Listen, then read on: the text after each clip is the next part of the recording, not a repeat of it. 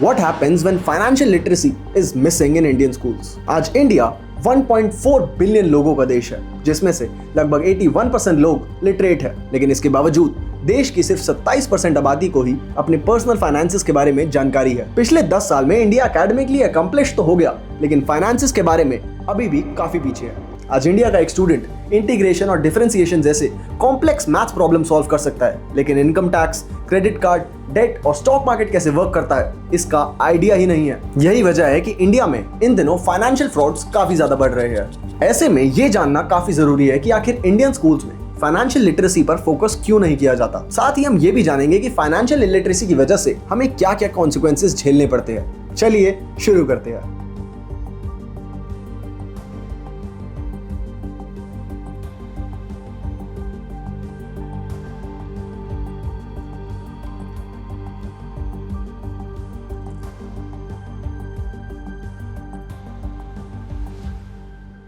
The systemic failure.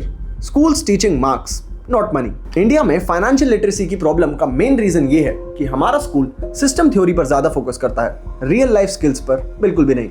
इसलिए बचपन से हम अलजेब्रा और पीरियोडिक टेबल तो याद करते हैं, पर बेसिक चीजें जैसे बजट बनाना, लोन का इंटरेस्ट समझना, क्रेडिट कार्ड का ट्रैप क्या होता है, ये कोई नहीं सिखाता। एक और इशू ये है कि इंडिया में फाइनेंशियल एजुकेशन को एक स्पेशलिस्ट सब्जेक्ट समझा जाता है, जैसे ये सिर्फ कॉमर्स या बिजनेस वाले स्टूडेंट्स के लिए ही हो, जिसकी वजह से साइंस और ह्यूमैनिटीज के स्टूडेंट्स का फाइनेंशियल लिटरेसी से दूर दूर तक कहीं रिलेशन ही नहीं होता। आरबीआई 2023 के सर्वे बताता है कि अर्बन स्कूल्स में सिर्फ 14% स्टूडेंट्स को फाइनेंशियल लिटरेसी प्रोग्राम्स का एक्सपोजर मिलता है और रूरल एरियाज में तो ये नंबर ऑलमोस्ट जीरो है।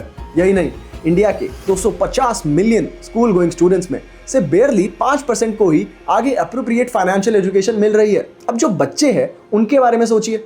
इसी को रोकने के लिए साल 2022 में गवर्नमेंट ने compulsory teaching of financial education bill pass किया था, जिसमें से क्लास 7 से फाइनेंशियल लिटरेसी मैंडेटरी करने पर बात की थी, पर प्रॉब्लम इंप्लीमेंटेशन की है। और जहां इंप्लीमेंट हो भी रहा है वहां भी ये सब्जेक्ट सिर्फ एक बोरिंग चैप्टर बन के रह गया है। सबसे इंटरेस्टिंग बात यह है कि इंडियन स्टूडेंट्स मैथ्स में ब्रिलियंट है, लेकिन जब ईएमआई कैलकुलेशन, कंपाउंड इंटरेस्ट या क्रेडिट कार्ड चार्जेस समझने की बात आती है तो वो अटक जाते हैं। क्यों? क्योंकि उन्हें थ्योरी और रियल लाइफ के बीच का कनेक्शन बनाना कभी सिखाया ही नहीं गया। ऐसे में जब तक फाइनेंशियल लिटरेसी को स्कूल एजुकेशन का एसेंशियल पार्ट नहीं बनाया जाता, तब तक हमारी जनरेशन एकेडमिकली इंटेलिजेंट तो होगी पर फाइनेंशियली वल्नरेबल ही रहेगी। ऐसे में इनके साथ कैसे कैसे फ्रॉड हो सकते हैं, आप सोचिए। कॉन्सिक्वेंसेस: क्रेडिट कार्ड डेब्ट और ईएमआई ट्रैप। आज के टाइम पे यंग इंडियंस नॉन एसेंशियल चीजें खरीदने के लिए भी क्रेडिट यूज करते हैं, जैसे phones, gadgets, shopping, travel etcetera, और सब कुछ ईएमआई पे ले रहे हैं बिना ये समझे कि इसका एक्चुअल कॉस्ट कितना होता है। एक लेटेस्ट सर्वे के अकॉर्डिंग इस फेस्टिवल सीजन में 42% क्रेडिट कार्ड यूजर्स ने लगभग 50,000 से ज्यादा स्पेंड किया है। साल 2025 में online credit card usage 22% increase हुआ था। ई कॉमर्स के through 4.8 million credit card transactions हुई, जबकि फिजिकल स्टोर्स में 4.2 मिलियन। पर प्रॉब्लम यह है कि लोग क्रेडिट कार्ड को एक नॉर्मल पेमेंट टूल समझते हैं, because they see cashback, offers, discounts, reward points. But reality ये है कि क्रेडिट कार्ड एक डेट इंस्ट्रूमेंट है, और इंडिया में अगर क्रेडिट कार्ड पेमेंट टाइम पर ना हो तो एनुअल इंटरेस्ट रेट 42% टू 46% तक जा सकते हैं। मतलब अगर तुम 20,000 स्पेंड करते हो और पूरा अमाउंट क्लियर नहीं करते तो वो डेट स्नोबॉल बनकर डबल या ट्रिपल भी हो सकता है। खास बात यह है कि इन क्रेडिट कार्ड यूजेज में मिडिल क्लास सबसे वल्नरेबल ग्रुप है। डेटा के हिसाब से 45% मिडिल क्लास हाउसहोल्ड्स अपनी मंथली इनकम का 40% सिर्फ डेट रीपे करने में लगा रहे हैं, जबकि एक्सपर्ट्स कहते हैं कि 33% से ऊपर जाना डेंजर जोन है। सो इमेजिन एक 28 साल का एम्प्लॉय जो 40,000 कमा रहा है, उसका 18,000 रुपए सिर्फ ईएमआई में चला जाता है। उसके बाद rent, groceries, school fees, transport सब मैनेज करना कितना मुश्किल हो जाता होगा। और ये problem billions of young Indians की रियलिटी बन चुकी है। ये लोग ईएमआई कल्चर में फंस गए हैं क्योंकि उन्हें कभी ये सिखाया ही नहीं गया कि buy now pay later actually काफी ज्यादा महंगा पड़ता है compared to save now and buy later. UPI scams and digital payment frauds. Financial illiteracy का दूसरा सबसे बड़ा इंपैक्ट है यूपीआई स्कैम्स। आज इंडिया में लोग यूपीआई यूज करना सीख गए हैं। फोन से एक टैप और पेमेंट डन। लेकिन प्रॉब्लम यह है कि फाइनेंशियल सेफ्टी का लोगों को कोई आइडिया ही नहीं है। इस वजह से यूपीआई फ्रॉड केसेस तेजी से बढ़ रहे हैं। गवर्नमेंट डेटा के अकॉर्डिंग साल 2023 से साल 2024 में यूपीआई फ्रॉड 85% से बढ़ गया है, एज ऑफ सितंबर 2024 लगभग 6.32 करोड़ लोग स्कैम का शिकार बन चुके हैं, जिसमें 485 करोड़ का लॉस हुआ है। आज 99.9% यूथ यूपीआई यूज कर सकता है, बट अगर कोई fake cashback message, unknown link या 500 रुपए कमाओ 10 मिनट में ऐसा व्हाट्सएप पे मैसेज आता है तो बहुत लोग ट्रस्ट कर लेते हैं, बिकॉज उन्हें पता ही नहीं होता कि ये फ्रॉड कैसे काम करते हैं, और यही लोग यूपीआई फ्रॉड्स के शिकार हो जाते हैं। The rise of predatory loan apps and illegal lending. Illegal loan apps का एक्सप्लोजन फाइनेंशियल इलिटरेसी की सबसे डार्क और डेंजरस साइड। जनवरी 2020 से मार्च 2021 तक आरबीआई ने 600 इलीगल लेंडिंग एप्स आइडेंटिफाई करे। ये एप्स उन्हीं लोगों को टारगेट करते हैं जो फाइनेंशियली अवेयर नहीं होते, क्योंकि उन्हें लोन के टर्म्स, पेनल्टीज और इंटरेस्ट समझ ही नहीं आते। किसी इंसान को इमरजेंसी में अगर 2000 से 5000 रुपए की जरूरत होती है, वो एक ऐप डाउनलोड करता है जो प्रॉमिस करती है instant loan, no documents needed.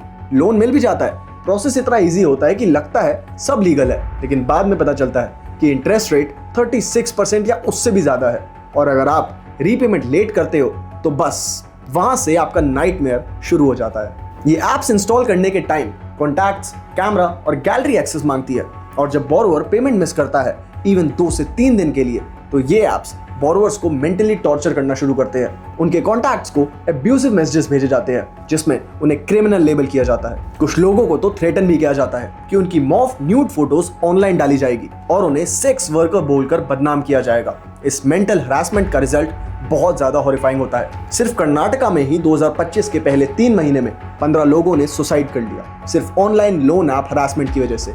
Andhra Pradesh में एक नए शादीशुदा आदमी ने सिर्फ 2000 रुपए के लोन के स्ट्रेस में अपनी जान दे दी। झांसी में एक यंग मैनेजर ने ईएमआई का प्रेशर चलते अपनी लाइफ एंड कर ली। अगर आप या आपके कोई नोन भी ऐसे इश्यूज फेस कर रहे हैं तो आज ही एक्सपर्ट पैनल को कॉन्टैक्ट करें। ऐसे कई सारे एग्जांपल्स हैं जिसकी वजह से कई लोगों ने अपनी जान ले ली, हरासमेंट झेली। फाइनेंशियल इलिटरेसी ही वो वजह है जिसकी वजह से ये लोग इन ऐप्स का शिकार बनते हैं। Influencer scams and fake financial advisers. India में बढ़ती फाइनेंशियल इलिटरेसी का फायदा अगर कोई उठा रहा है तो वो है नए फाइनेंस इन्फ्लुएंसर्स। कोविड के बाद इंडिया में फाइनेंशियल एडवाइस कंटेंट बूम हो गया, और इस बूम के साथ जेन्युइन एजुकेटर्स तो आए ही, पर साथ में स्कैमर्स भी। लोग यूट्यूब और इंस्टाग्राम पे इन्वेस्टमेंट टिप्स, ट्रेडिंग हैक्स और वेल्थ बिल्डिंग शॉर्टकट्स ढूंढने लगे, क्योंकि सबको पैसा बनाना है, पर फाइनेंशियल नॉलेज अभी भी उतने ही लिमिटेड है। यही ट्रस्ट स्कैमर्स का बिगेस्ट वेपन बन गया है। इंडिया टुडे की इन्वेस्टिगेशन में पता चला कि टेलीग्राम पे डजन्स ऑफ फेक चैनल्स बनाए गए, जिसमें लोग रचना रानड़े, परिमल आदे या पुष्कर राज ठाकुर बनकर लोगों को फूल कर रहे हैं। ये अकाउंट्स अनबिलीवेबल प्रोमिसेस करते हैं, जैसे 300% रिटर्न इन 2 आवर्स या डबल पैसा इन 120 मिनट्स। अगर किसी को बेसिक फाइनेंस का नॉलेज हो तो वो तुरंत समझ जाएगा कि ये चीज इम्पॉसिबल है, पर जिनको नॉलेज नहीं होती उन्हें ये ऑफर गोल्डन अपॉर्चुनिटी लगती है। स्कैमर्स फेक स्क्रीनशॉट्स, टेस्टिमोनियल्स और एडिटेड वीडियोस यूज करते हैं ताकि ट्रस्ट बन जाए। फिर बोलते हैं बस 5000 ट्राई करो, फिर रिटर्न देखना। और जब पेमेंट करने का टाइम आता है, क्यूआर कोड पे किसी रैंडम नाम का अकाउंट आता है, जैसे मरूफ खान या सुनंदा के श्री सागर। लोग क्वेश्चंस पूछते हैं तो जवाब आता है you know me, trust me. इसमें ध्यान देने वाली बात यह है कि इस स्कैम के विक्टिम्स बेवकूफ नहीं होते, बल्कि फाइनेंशियली अनप्रिपेयर्ड होते हैं। एक शॉकिंग केस में एक बिजनेसमैन ने 1.69 करोड़ लूज कर दिए, क्योंकि स्कैमर्स एक सिंगापुर बेस्ड इन्वेस्टमेंट फर्म बनकर बात कर रहे थे। पहले उन्होंने छोटे अमाउंट डिपॉजिट करने को बोला, जो सक्सेसफुल दिखाया ताकि ट्रस्ट बन जाए। फिर विक्टिम ने 21 ट्रांजैक्शंस में लाखों रुपए भेज दिए, और बाद में पता चला कि वेबसाइट फेक थी। सो इंडिया को क्या बदलना पड़ेगा? इंडिया में सिर्फ कैंपेन्स, पोस्टर्स या ऑप्शनल वर्कशॉप से कुछ नहीं होगा। इंडिया को एजुकेशन सिस्टम लेवल पर कुछ ट्रांसफॉर्मेशंस करने होंगे, जैसे फाइनेंशियल लिटरेसी को एक कोर सब्जेक्ट बनाना होगा, बिल्कुल मैथ्स या लैंग्वेज की तरह।